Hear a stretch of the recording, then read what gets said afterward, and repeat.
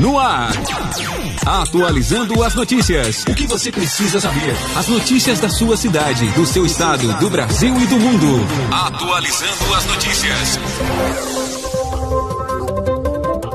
Alô, pessoal, nós estamos em Solânia, na Paraíba, hoje dia 2 de novembro de 2024.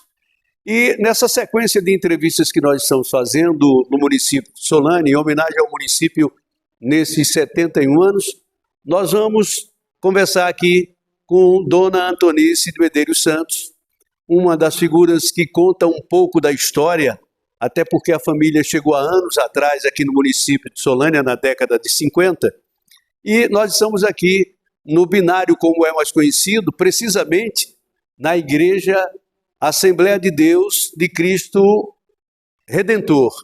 Hoje aqui nós vamos falar de um importante templo que foi construído e foi o primeiro da igreja evangélica no município de Solânia. E Dona Antonice tem uma história realmente bonita para contar para a gente aqui. Agradecer aqui a presença do pastor que está aqui conosco da igreja, o pastor Valdir está conosco aqui e acompanhando essa entrevista histórica para nós aqui que fazemos o nosso canal no YouTube.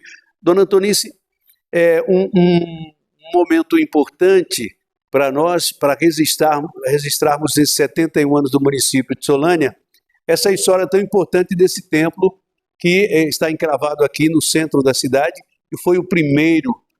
Nos conte um pouco, primeiro, da fundação dessa estrutura aqui, nos fale sobre essa importante estrutura fundada na época que a família chegou aqui a Solânia. Fique à vontade. Nós chegamos aqui em 1957. Meu pai se reunia numa casinha lá na chamada Vila Gama, que é a rua Professor Francisco Pinto, né? E ali nós íamos todas as noites, meu pai, 6 crianças, um casal de evangélicos que existia já aqui, somente eles, e o pastor de Cacimba de Dentro vinha mensalmente dar a ceia. E nós íamos todos os dias. Meu pai, minha mãe, uma moça que morava conosco, esse casal. O papai alugou essa casa para cultuar o Senhor. E daí ele começou se inquietando que não tinha uma igreja, Assembleia de Deus aqui na cidade. Isso em 1957. 1957. 4 anos após que o município de Solânia se tornou independente. Isso. Porque em 1953 o município se emancipou, deixou de ser Moreno e passou a ser Solânia. Isso, foi em 1957, chegamos aqui mês de março. Isso já era quase final de ano, quando ele começou a se inquietar em construir uma igreja. Mas como construir? Somente com 6 crentes, né, sem uma situação financeira adequada, que pudesse, né, empregar para comprar um terreno e construir.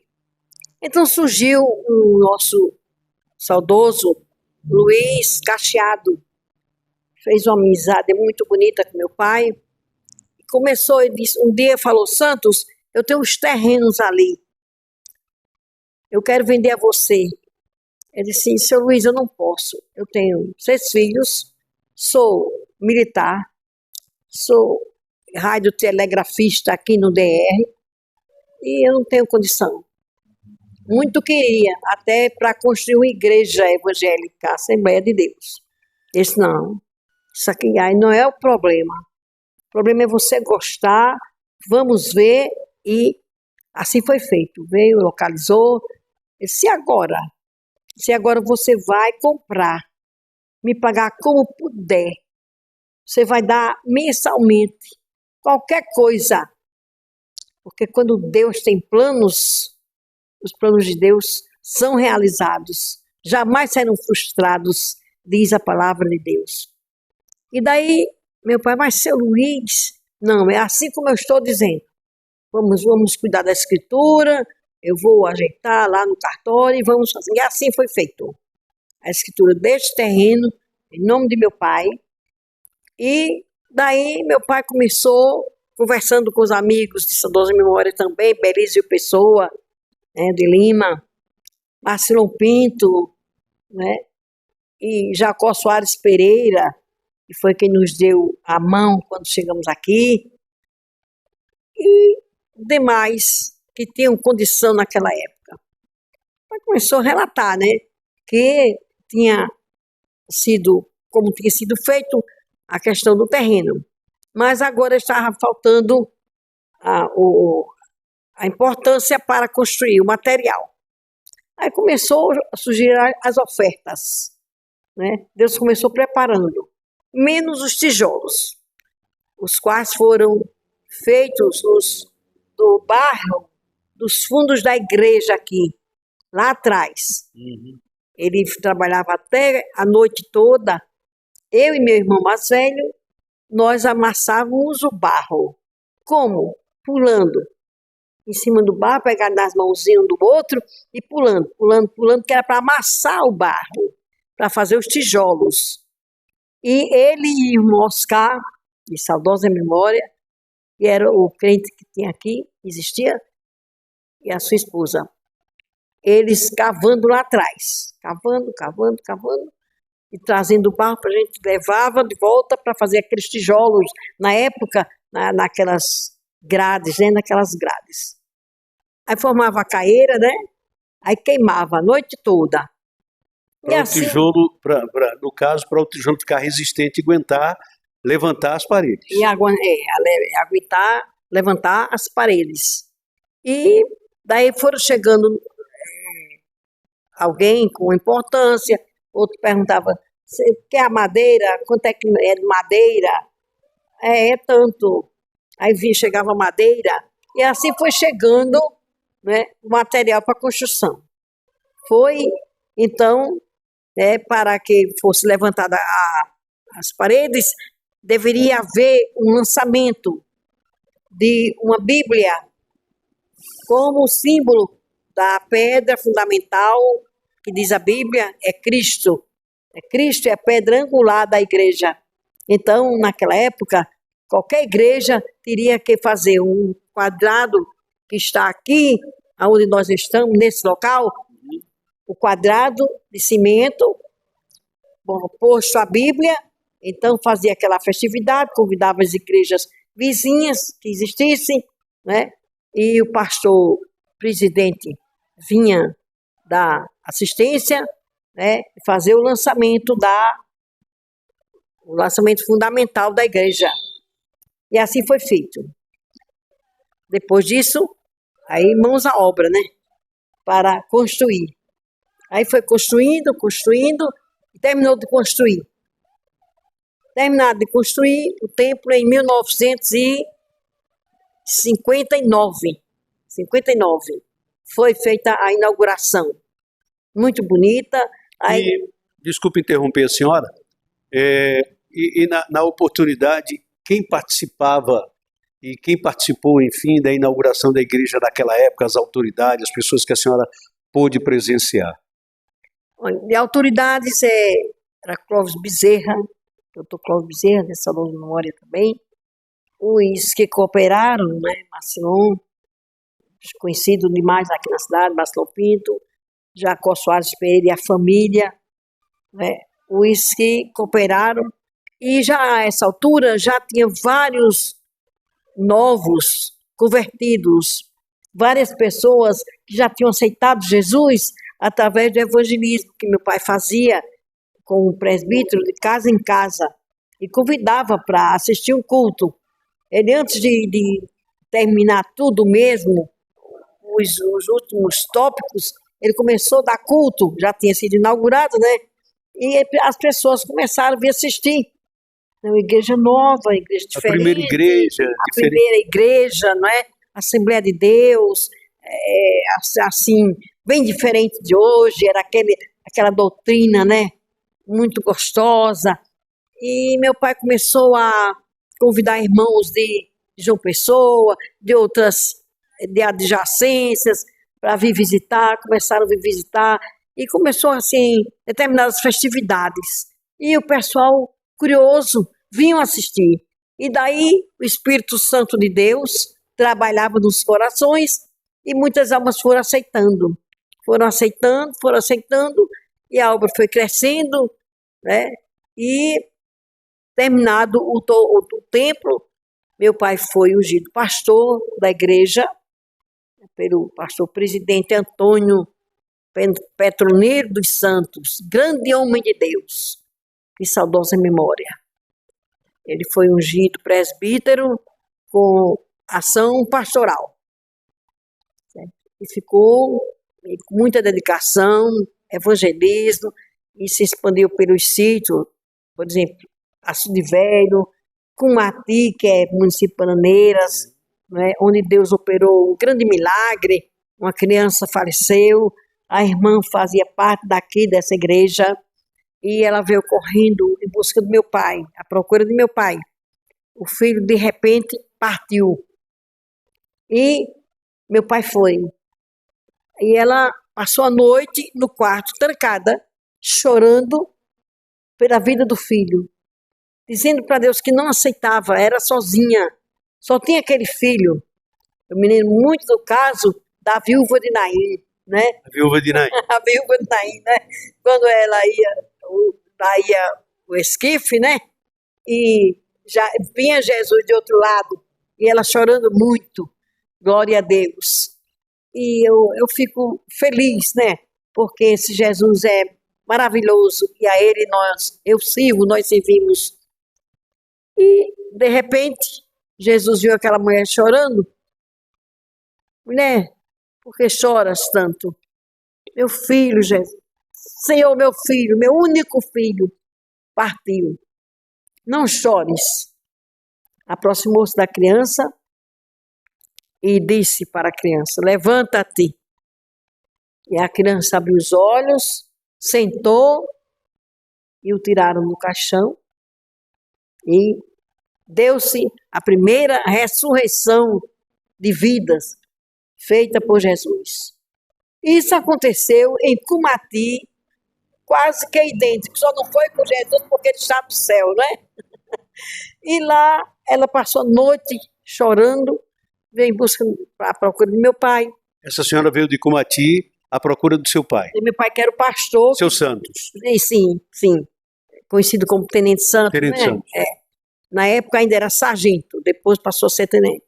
E ela fazia parte dessa igreja. E todo mês nós dávamos culto lá, meu pai reunia os irmãos e nós descíamos a pé para Cumati para realizar um culto evangelístico. E daí meu pai foi, quando chegou lá, muita gente na sala e tal, aquele pessoal da redondeza. Aí ela se aproximou do filho. Aí alguém dizia, dona fulana, já está na hora do sepultamento. Está na hora. Aqui é sítio.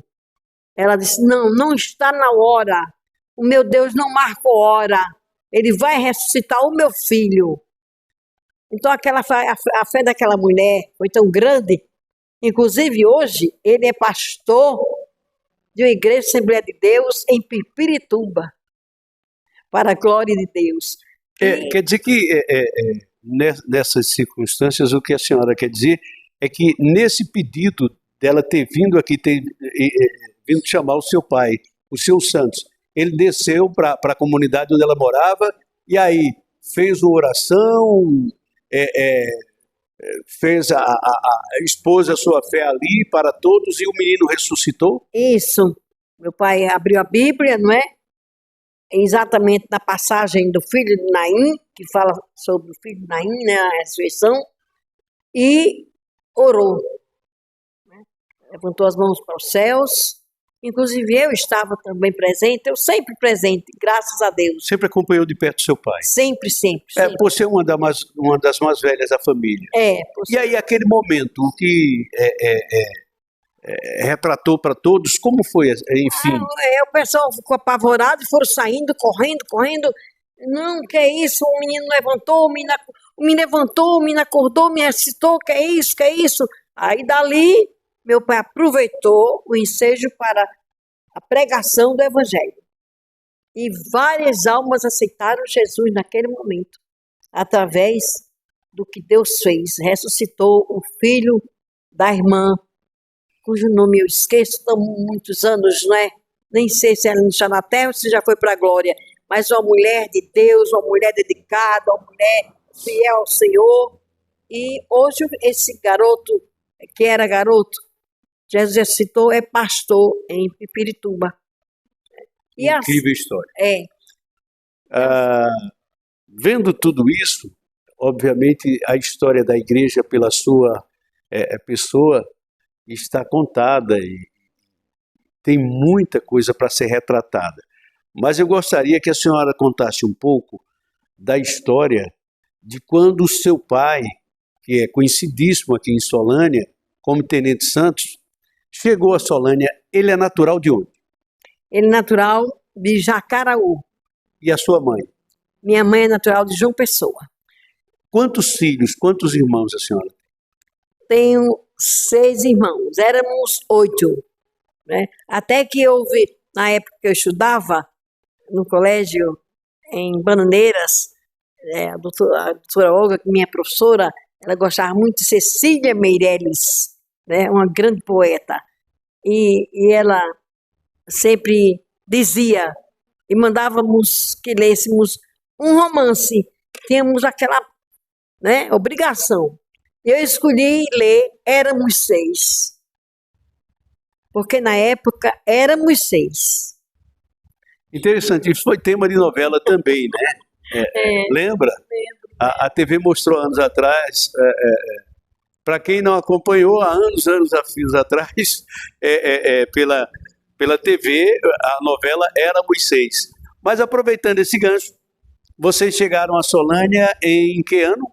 Em 1957, no mês de março. E a história, como se deu de ter chegado ao município de Solânia? Chegamos aqui no misto, por voltar de 9 horas da noite, né? Às 21 horas. Por aí. Misto, era um caminhão que era tipo um ônibus.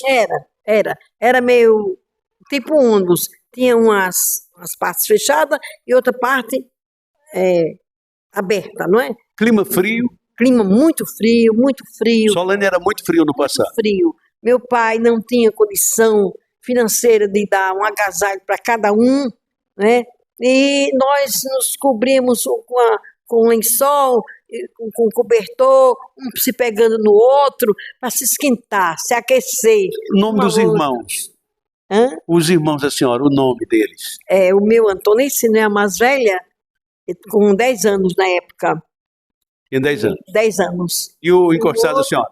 É Edivaldo Medeiros, né? Que mora em João Pessoa. E o outro? É evangélico. O outro é Edinaldo de Medeiros Santos, que foi advogado, foi inclusive vereador aqui por 2 vezes, né? 2 vezes. 2 mandatos. 2 mandatos letivos. E mora em Sapé. O outro é Antônio Severino dos Santos Filho. Por que esse nome? Ele é branco, é o único alvo da família, da sua cor, assim. A genética. A genética. Exato. Agora, sabe por quê? Botaram o nome do meu pai, Antônio Severino dos Santos Filho, porque minha mãe sofreu tanto no parto dele, que ele nasceu roxinho, e pensavam que era a cor do meu pai. Olha, vai ser a cor do pai. Mas não era. É que ele já estava passando da hora de nascer, né? E estava todo roxo, entendeu? Bem escurinho. Interessante. E nasceu em casa ou nasceu no hospital? Em casa. A maioria dos partos do passado era em casa. Somente o último que foi no hospital de Bananeiras. Na época era CESP de Bananeiras. Quem foi o próximo? Aí o próximo foi... eu falei Edinaldo, Antônio Severino, Leonai de Medeiros Santos, que reside também em João Pessoa. E o outro? O outro foi Divanildo de Medeiros Santos. De mulher só tinha a senhora? De mulher só tinha eu. Era a única mulher da família? A única mulher da família. Seu Tenente Santos veio para Solânia, chegou aqui, e qual a missão dele foi dada pelas autoridades que transferiram ele para cá? Ele era radiotelegrafista. De onde? Do DR. do DR. E também trabalhava na polícia. Ele era da polícia. Ele era da polícia. Militar, era militar. Aí veio transferido para Solânia. Veio transferido para Solânia, como radiotelegrafista, para dar assistência ao DR. Inclusive eu também, ele começou a me levar, né, que eu tinha um ouvido muito bom. Ele disse, não, você tem um ouvido, Antonice, muito bom. Vamos me ajudar. Para telegrafar. Para telegrafar. Na época era código Morse. Código Morse, era. E eu tinha só uma teclazinha. uma teclazinha. Aquele bip, bip, bip, bip, bip, bip. Era. E como é que a senhora conseguiu a visão? Porque jovem, uma menina ainda, ter a facilidade de se adaptar a uma coisa que era para quem estudava muito, porque tinha que ter realmente um curso para ser telegrafista no passado.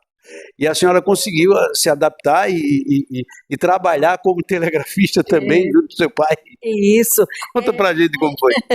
É porque, assim, para a glória de Deus, eu quero dizer que a glória é para Deus, né? Eu sempre fui muito dedicada aos estudos, sempre gostei de aprender as coisas boas, sabe? Sempre ouvi o que era melhor. E daí eu queria saber o que era aquilo ali, o que é que significava, o que é que acontecia. E meu pai explicou tudo. Olha, minha filha, é assim, acontece assim, faz assim. Eu quero aprender mesmo, eu quero saber. Porque o saber, para mim, até hoje, é muito importante. Você saber, né? As coisas boas, você estudar, você querer aprender mais, sempre mais. E eu me empolguei, junto ao meu pai, como radiotelegrafista também, e desenvolvi. O tempo que ele passou como radiotelegrafista do DR, eu fiquei ao lado dele, trabalhando com ele. E foi muito bom, foi muito proveitoso. Né? Depois, quando ele saiu, que foi,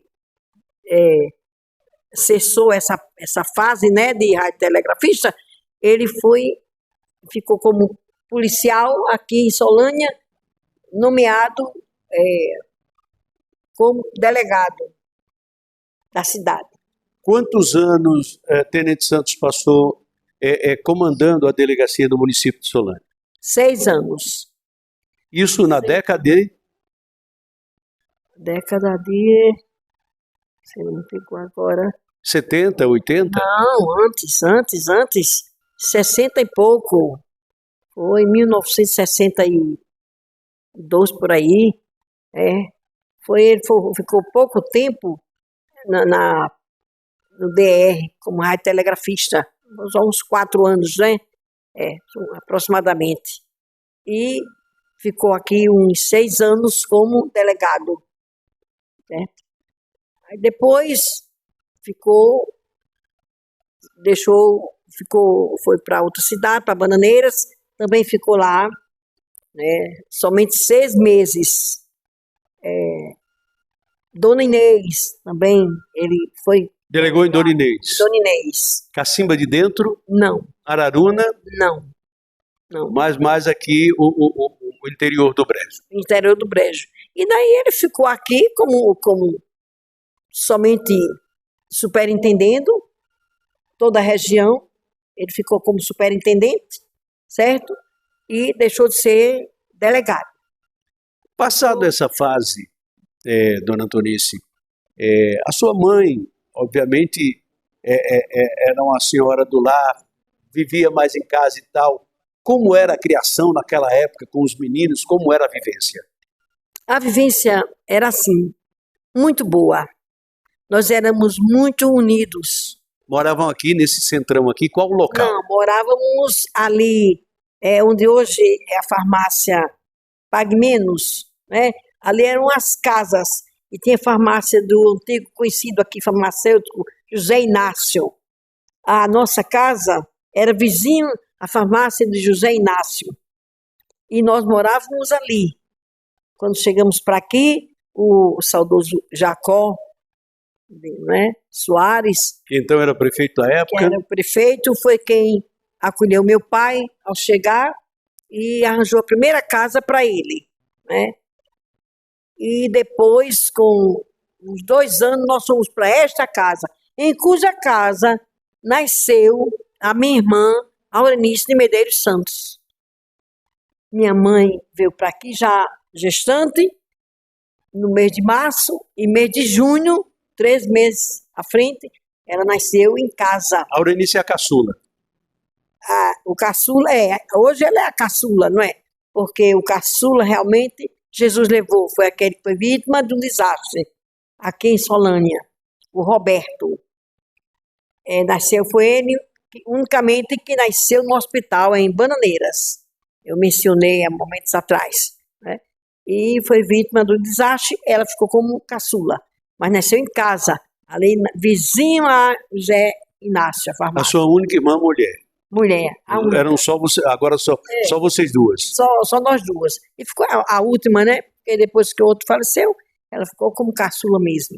Muito bem. Tendo a família assim, em ascensão, em crescimento, os meninos estudaram onde? A senhora estudou onde? E daí, obviamente, a gente sabe que a família Santos é uma família extremamente estudiosa. Hoje tem advogados, hoje tem farmacêuticos, hoje tem pessoas responsáveis na estrutura cartorial, como a senhora e a família, enfim. Como foi moldar isso na vivência do dia a dia numa cidade pequena do interior que não tinha muita coisa a oferecer, a não ser o trabalho rural, que Solânia é uma cidade extremamente rural e hoje não aparenta ser, mas e no passado é que era mesmo. Como vocês tocaram a vida depois de estar em Solânia, na terra das solanáceas? Era assim, minha mãe e meu pai tinham muito zelo e não era para acordar minha mãe muito cedo. Então, eu, como mais velha, tinha a obrigação de fazer o cuscuzinho, levantava às 5 da manhã, né, tomava meu banho. Eu já tinha meus 12 anos por aí. E para me aprontar para ir para o colégio, aqui onde hoje é Alfredo Pessoa de Lima, né, estudávamos aí. E aprontava o café dos menores e tal. O Edivanildo muito pequeno ainda, e a Aurenice ficavam dormindo. E o Elionai, o Edinaldo, o Antônio Santos, Edivaldo e eu, nós íamos para o colégio. Eu ajeitava tudinho, dava o café deles, ia para a padaria do Arcilon. De 6 horas eu estava lá na porta da padaria, 5h30, na porta da padaria, que era muita gente para comprar o pão. Só tinha a padaria dele também, né?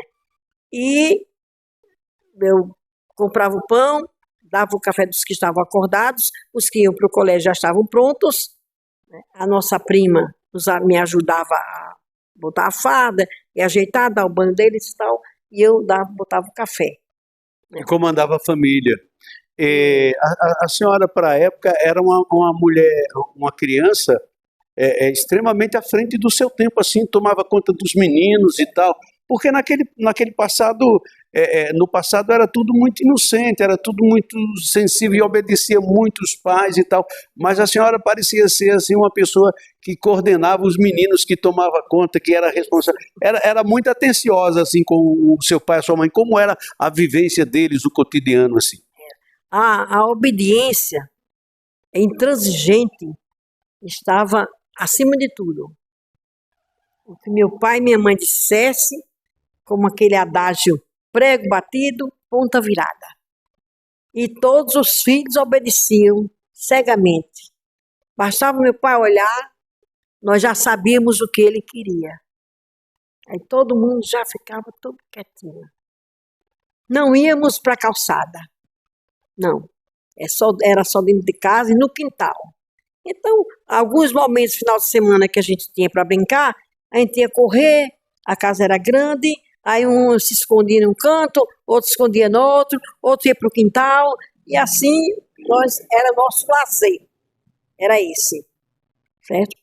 O seu Antônio Barbeiro, vizinho nosso, de frente à nossa casa, era o único que, às vezes, minha mãe me deixava ir um pouquinho, 10 minutos, 15 minutos, marcado de relógio.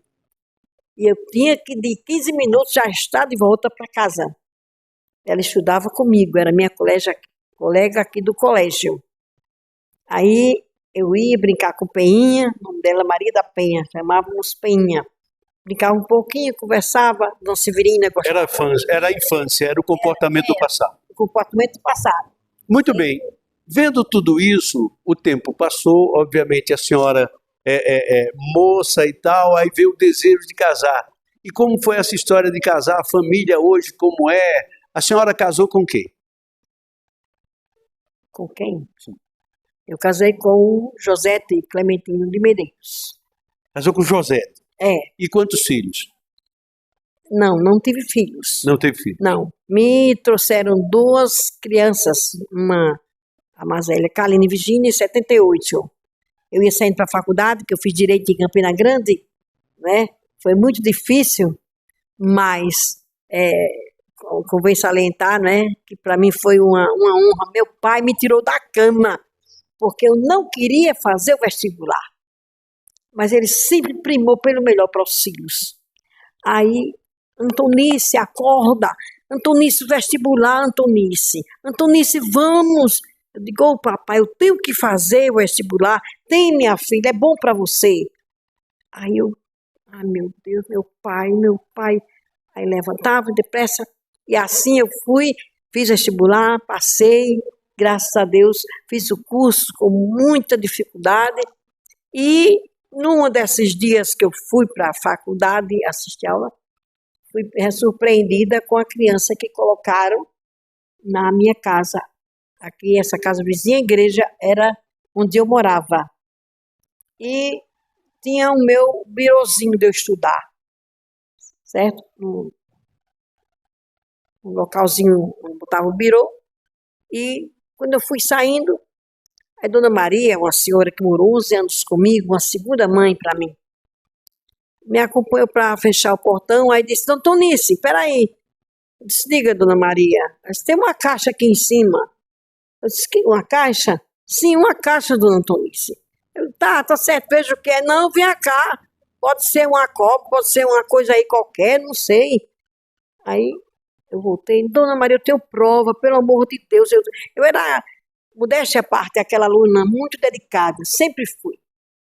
Sempre fui, se é dom de Deus, esse ele me deu. E eu tenho prova, pelo amor de Deus, Dona Maria.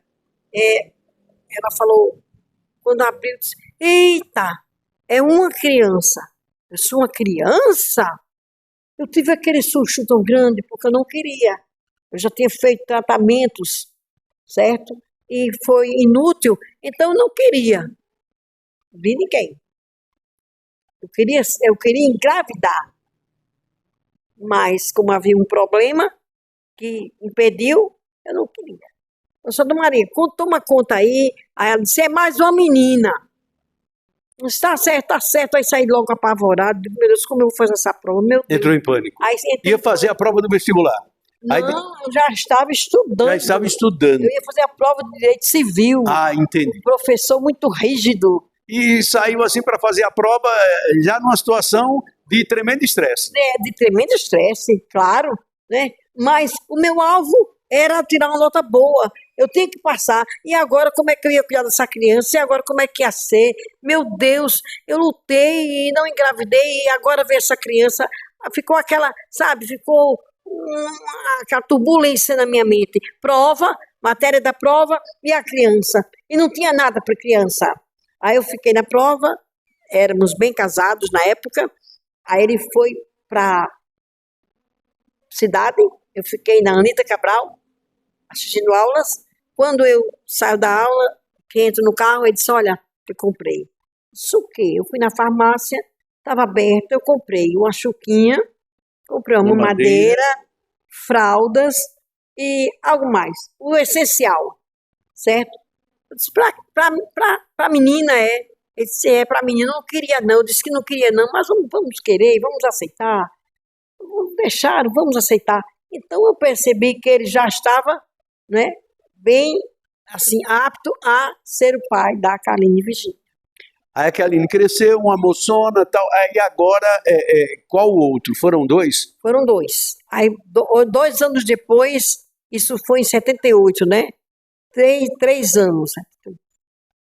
3 anos, em 81, veio o Daniel. mas dessa mesma forma também ou mais espontânea? Uma coisa mais natural. Não, Mas nesse ritmo, hein? Nesse comportamento. Colocado na porta de casa? Esse foi no terraço, na cadeira do terraço. O portão aberto, certo? Eu ia saindo para a faculdade, outra feita. Eu ia saindo para a faculdade. Aí, eu saí lá da cozinha. Essa história está se repetindo. Dona Maria falou a mesma, né? Disse, Dona Tonice... A mesma senhora? Sim, a mesma senhora. Ela já estava esperando. Já. Disse, Dona Tonice, uma mulher entrou e saiu correndo. E de saia vermelha. Eu disse, o quê, Dona Maria? Ela disse, foi. Ah, Dona Maria, a senhora não vem com conversa, pelo amor de Deus. Mas para minha surpresa, quando eu fui saindo, estava aquela criança envolvida com panos, né? Com lençóis, um lençózinho de hospital. E chorando. Ai, meu Deus, Dona Maria, Lúcia, essa altura já tinha outra secretária. Lúcia, Dona Maria, pelo amor de Deus, toma conta aí. Ah, meu Deus, eu não acredito. Olha, aí sai apavorada, né? Apavorada. E era um menino, quando eu voltei, quando eu cheguei. O meu ex-marido, não aceitou muito bem. Foi outra surpresa forte e tal.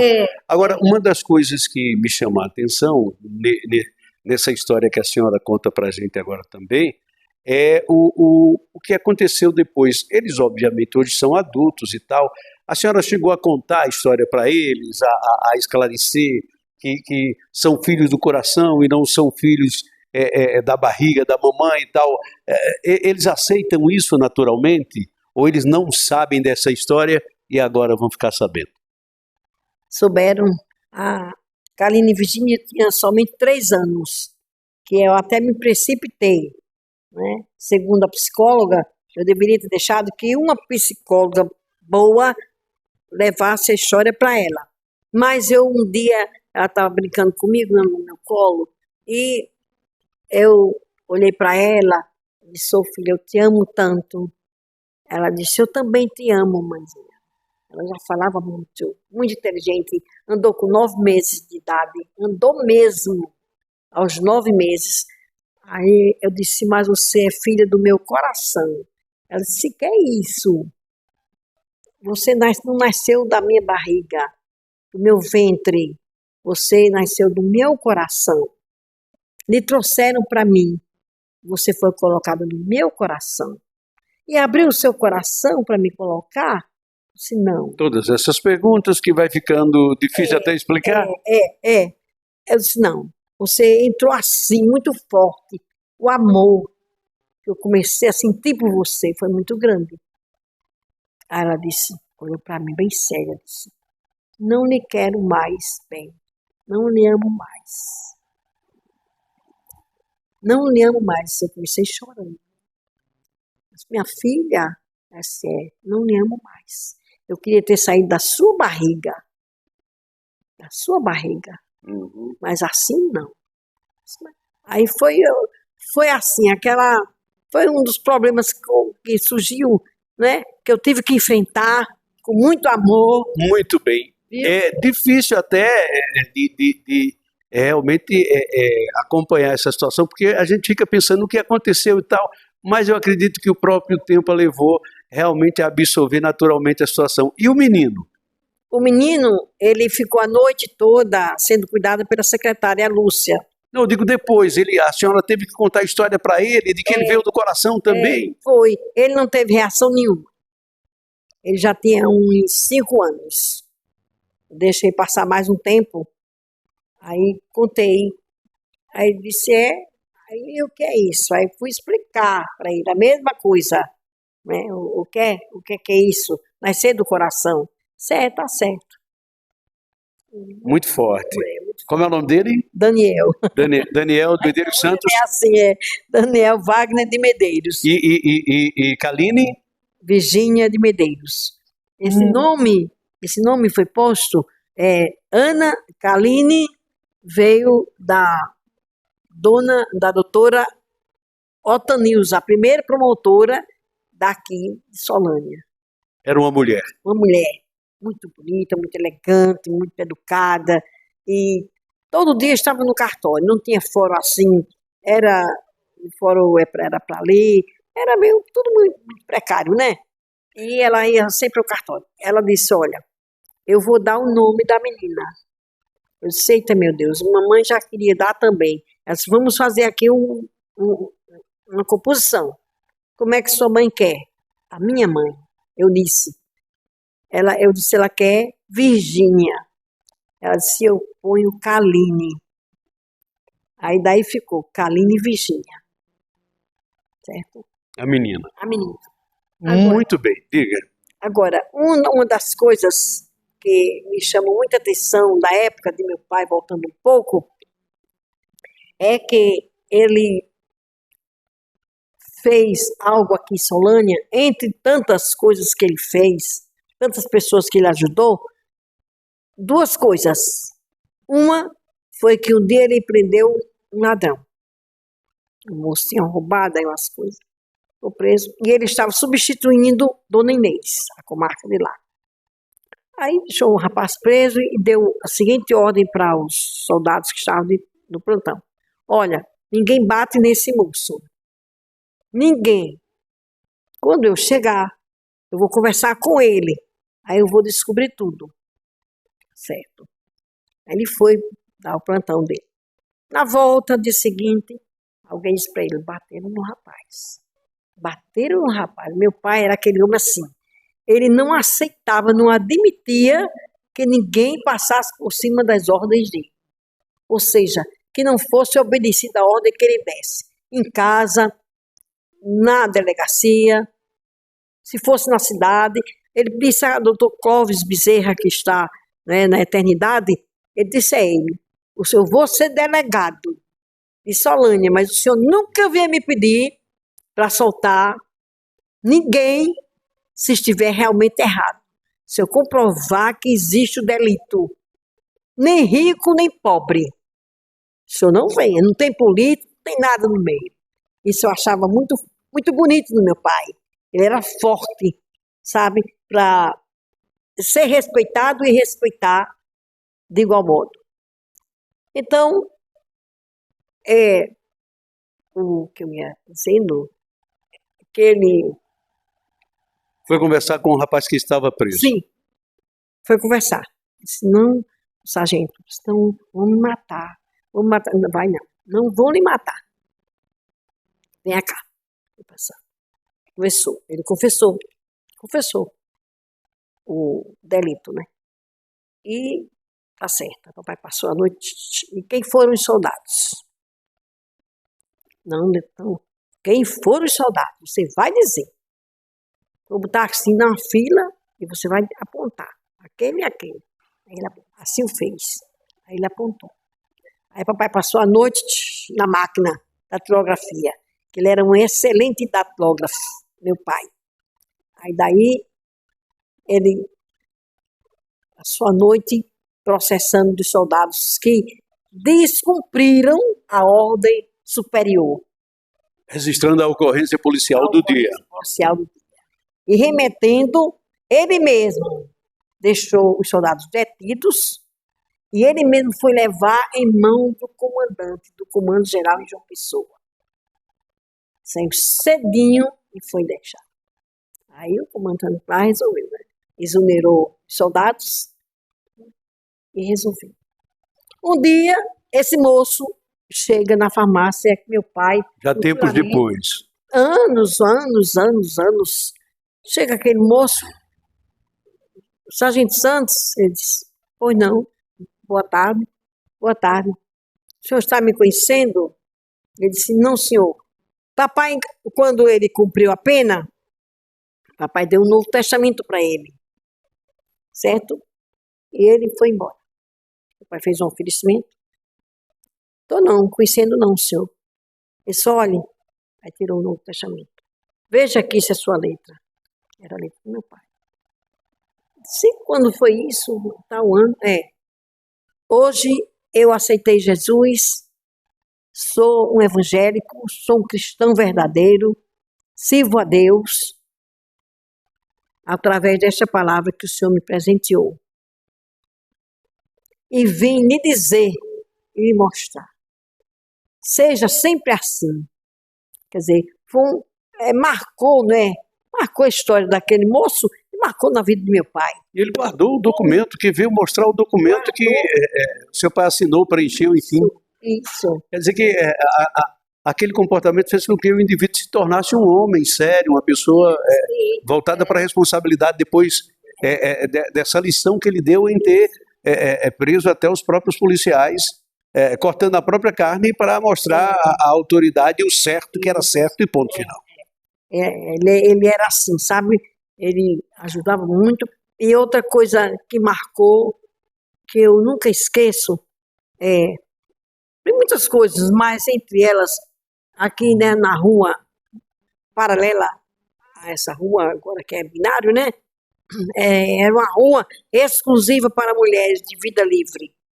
Na época nós chamávamos mulheres de vida livre. Até as mulheres que viviam nos bordéis.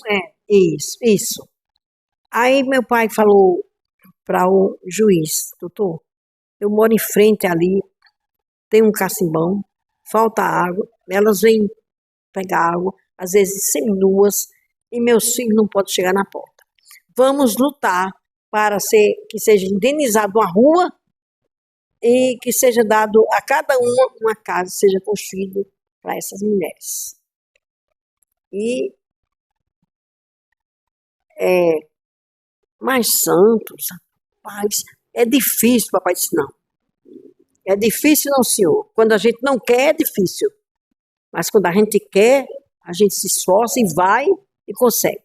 E assim meu pai conseguiu junto ao juiz e falaram com o prefeito e foram ao governador. E daí foi indenizada aquela rua Dionísio Rodrigues, da padaria, onde tem a padaria hoje, não é? Para lá, até o final. Foi indenizado, que só era bananeiras, pé de manga, só árvores. Era fechado, cerrado mesmo. Aquela área toda da Padre Pinto. Todinha. E para cada uma delas foi construída uma casa. Certo? A chave entrega a cada uma, a escritura. Aí elas foram removidas daí, do centro da cidade, para lá. Quer dizer, foi um ato assim de amor a vidas, né, que infelizmente chegaram àquele ponto e agora estavam sendo amparadas por um teto próprio e saindo do centro da cidade, para que as famílias de bem, as crianças pudessem trafegar normalmente nessa rua e na outra rua. Uma história interessante. Foi daí que então que nasceu a Nova Brasília, né, que o pessoal chamava no passado. Isso. Esse ponto aqui era um dos pontos onde as senhoras de família trafegavam, passavam aqui, né, elas transitavam aqui e na época o prefeito era João Rocha. João Elísio da Rocha.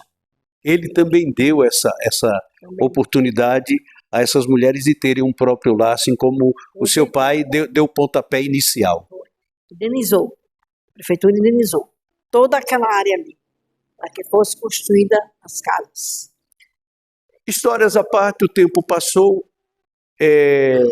Tenente Santos faleceu com quantos anos? Com 84 anos, em João Pessoa. Ele saiu daqui em 1984. Quando ele foi atingido de um balaço e ficou amedrontado. Numa troca de tiro aqui? Não. Na cidade? Não. Aqui não? Não. Tinha a farmácia lá, na outra rua, certo? E a farmácia era do meu pai. Só que quem tomava conta era o meu ex-marido e o Edvanildo, que era funcionário do meu pai. Eles dois. O papai vinha para a igreja, dar assistência, um culto, e depois do culto ia fazer o caixa. O quintal só tinha bananeiras, ele atravessava, certo? A casa era do outro lado, era de um canto ao outro da rua. Nessa noite, segunda noite do carnaval de 1984, meu pai fechou a porta e vinha. Ele andava sempre armado, né? Quando chegava em casa, que ia fazer o caixa, ele botava o revólver. Como militar, ele podia usar, né? Ele botava o revólver e ia. Aí se deu, de repente, uma escuridão, tudo, apagou tudo. As lâmpadas se apagaram e ele só escutou, foi tchum. Alguém, umas pessoas que ele descobriu e nunca queria dizer aos filhos, mas um dia antes de morrer, ele disse, do lado de lá era um muro. Era um muro ali, tem a casa da esquina, até lá era muro. E duas pessoas ficaram do lado de lá no muro, já sabiam o itinerário dele e usaram espingarda, que tem a rolimães. Espingarda de soca. Isso, para matar meu pai. Armaram essa emboscada. Essa emboscada. Mas o nosso Deus não dorme. Né? Ele é Deus. E quando ele quer livrar, ele livra. Na hora que eles iam exatamente alvejar meu pai, porque traspassar o coração, ele não escapava. Aí as luzes apagaram tudo. Houve um apagão completo. Muito escuro. E ele, pela sombra ainda, os estilhaços. Pegou aquele meu pai. Mas as rolimãs passaram tão perto que ficaram no muro da casa que meu pai tinha construído para um soldado. Ficaram no muro daquela casa, as rolimãs. Aí papai foi para João Pessoa na mesma hora. E daí ele ficou amedrontado, né? Teve medo. Ele, antes de morrer, conversando muito com a gente, papai era aquela pessoa contente, fazia amizade com todo mundo, não é? Ele ia muito à corregedoria, bater papo com os corregedores, na procuradoria com os promotores. Ele tem uma ligação muito forte com autoridades superiores da época, né? Era um homem muito ligado a essas autoridades máximas do Estado. Era, muito ligado. A governadores, deputados, desembargadores, sabe? Ele tinha assim, uma amizade intrínseca com esses homens. Miguel Levino Ramos, doutor Almeida, que foi aqui de Bananeiras, né? Doutor José de Tal, esqueci agora, promotor também, foi promotor.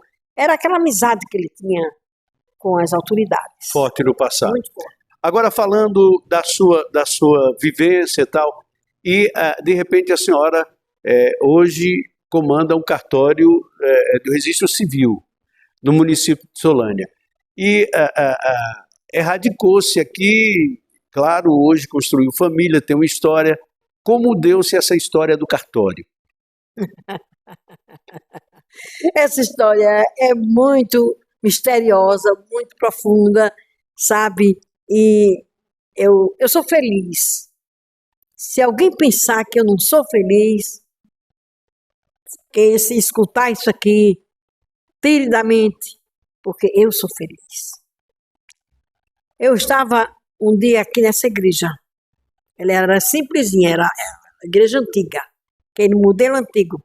E todos os dias tinha uma oração matutina, de 5 às 6. Eu não perdia um dia.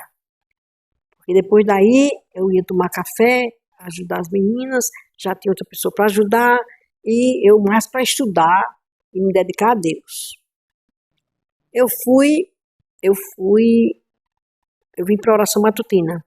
E aqui, o Espírito Santo, através de um vaso de Deus, uma mulher de Deus, Dona Ritinha, esposa de seu Ramos, da família dos Bilajoca, aquele pessoal, Deus usou aquela mulher, e eu acho que estava sentada por aqui, que a igreja era pequena, eu ajoelhada, só estava eu e ela e a irmã Zefinha, que a gente chamava, que foi de lá, trazida de lá, do antigo Baixo Meretrício, e aceitou Jesus, certo?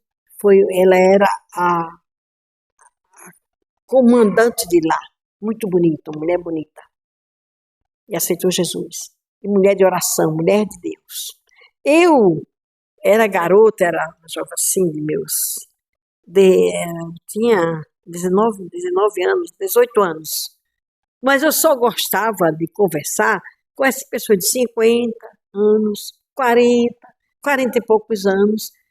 Dirigia conjuntos de jovens, conversava com os jovens, estudava para dar ensinamento aos jovens, aconselhamento, mas no fim gostava de bater daquele papo de jovens.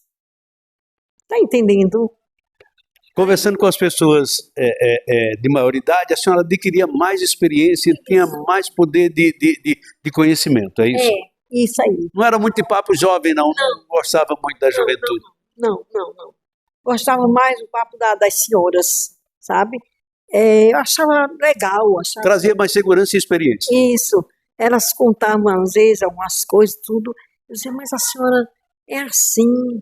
É, minha filha, mas Jesus é bom, Deus é fiel. Aí aquilo, sabe, me empolgava a servir melhor a Deus.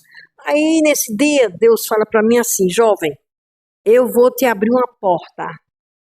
É uma surpresa e uma fonte. Somente essas 3 palavras. Isso em 1966, agosto de 66, eu vi essa voz falando para mim. Eu disse, meu Deus. Eu teve uma fase na minha vida que eu passei 5 anos sem estudar. Foi um embate muito grande, mas Deus depois me honrou, que eu voltei aos estudos. Aí, meu Deus, eu estou sem estudar. Fiz plissé, o curso de plissé, fiz bordado, fiz de costura, fiz de culinária, tudo que era de curso eu já tinha feito. Como é que vai ser uma porta e uma fonte? Não tem como. Mas Deus é Deus. Ele é o dono da prata, o dono do ouro. Ele é que faz todas as coisas, faz mover a terra. E eu, bem, Deus falou, está falado. Não sei. Aí fiquei mais um ano sem estudar. Em 67, eu retornei aos estudos. 67 foi, em Bananeiras. E Miguel Levino Ramos falou para meu pai, Santos, ela vai ter que regredir 1 ano, porque ela nunca fez inglês e ela não vai acompanhar, porque o professor de inglês é muito rígido. Papai disse, olha, doutor Miguel, eu acho difícil ela aceitar isso, porque a Antonice não gosta de nada para regredir. Eu não sei como ela está sem estudar. Aí eu disse, bem, conversa com ela. Conversou comigo, vou não, papai, não vou estudar. Para regredir, não. Se for para progredir, tudo bem, mas para regredir, não. Aí ele volta para Miguel Levino Ramos, que era o desejo dele que eu voltasse aos estudos, né? E aí Miguel Levino Ramos disse, tá bom, ela vai ser reprovada. Deixa ela ser reprovada. Aí eu me matriculei. Para minha surpresa, eu era a primeira do colégio em inglês. Em história eu só tirava 10. Nunca tirei um 9,9. Era 10 fechado. Era a primeira aluna do colégio. Estudiosa, inteligente, para a glória de Deus, agora é para Deus que me deu tudo isso. Esforçada, muito respeito pelos colegas, pelos professores, eu nem falar. Doutora Olga, a esposa do doutor Miguel Levino Ramos, tinha uma admiração muito grande por mim, era professora de português. E eu só tirava 9, 9,5, e ela dizia para o doutor Miguel, e o doutor Miguel dizia para papai, que ela ficava admirada. As coisas eram difíceis nas provas, mas eu não relaxava. Aquela nota era sempre boa. Papai disse, ela estuda muito, esforçada, ela gosta de estudar, ela ama os estudos. E daí, em 69, eu fui convidada, foi em 68, agosto de 68, eu estava pronta para ir para o colégio. Sei até como era a farda, de preguinha assim, sabe? De preguinha, e da cor da farda dos soldados, aquela caque, aquela cocaque. Aí eu vou saindo, encontrei meu pai, nessa casa aí, sou nessa outra. Ele disse, Antônio, se você vai para o colégio, se vou, papai. Eu falei, não, minha filha, hoje não. O cartório tinha sido apreendido. Mas eu não sabia, né? Nós éramos alheios a essas coisas que aconteciam assim, porque era só estudo, casa, igreja, pronto. Foi apreendido no cartório.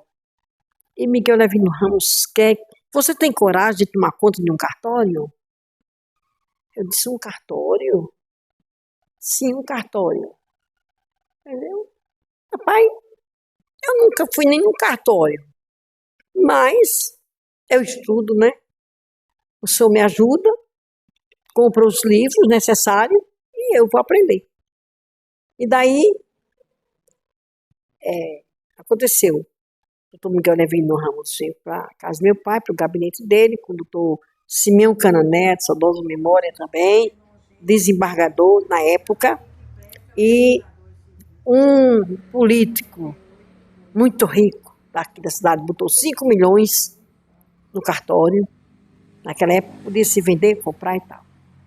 Para a filha dele, Miguel Levino Ramos, disse não, é para a filha de Santos, porque ela é aluna do colégio onde minha esposa ensina, onde minha cunhada é diretora, é uma menina exemplar, estudiosa, inteligente, esforçada, de uma educação fora de série, muita responsabilidade, e vai ser ela. Aí a paz chegou também, foi aquela coisa, sabe? Para não ficar comigo. Mas terminou ficando. Mas Deus, quando quer, Ele faz. Ele não tinha falado há 2 anos atrás? Ele cumpriu. Quando Deus fala, Deus cumpre. Deus cumpre aquilo que fala. Aí daí, eu tomei conta do cartório, meu pai me ajudando, né? Começou a funcionar nessa casa aqui, nessa igreja. O pai agitou a estante, virou essa coisa, um livro, manual dos oficiais de registro civil. Eu lia muito para aprender. Quando eu não aprendia, não entendia, corria em Bananeiras, Odete, muito minha amiga. A senhora é formada em Direito? Sou formada em Direito, graças a Deus. Formou-se em que ano? Me formei em 1980. Então, estava apta realmente a dirigir uma estrutura como um cartório. A história é realmente interessante. Muito obrigado, felicidade, que Deus te abençoe. Amém. É só uma ressalva. Faz 55 anos que Deus me confiou o cartório. A titularidade do cartório de registro civil das pessoas naturais desta cidade. É com muito, assim, muito esforço, mas com orgulho que eu posso dizer que até hoje, graças a Deus, todos os juízes que passaram aqui se tornaram meus amigos. E a você eu só tenho a agradecer, né, essa grande consideração pela obra de Deus aqui, né, implantada, né, por esse lugar que eu amo muito. Pouca gente, hoje somos poucos, mas não me importa. Importa que foi plantada aqui, né, a palavra, e muitas sementes que nasceram e brotaram afora, né, em outras Partiram igrejas. Partiram daqui. Muito bem. Conversei aqui com dona Antonice Medeiros Santos, nesses 71 anos do município de Solânia. Muito obrigado, tudo de bom para a senhora. Obrigado, Odilon. Sempre meu amigo, né? Nos conhecemos de muitos anos, né? Claro. Valeu, então. Foi uma surpresa e uma alegria muito grande. Atualizando as notícias. O que você precisa saber? As notícias da sua cidade, do seu estado, do Brasil e do mundo. Atualizando as notícias.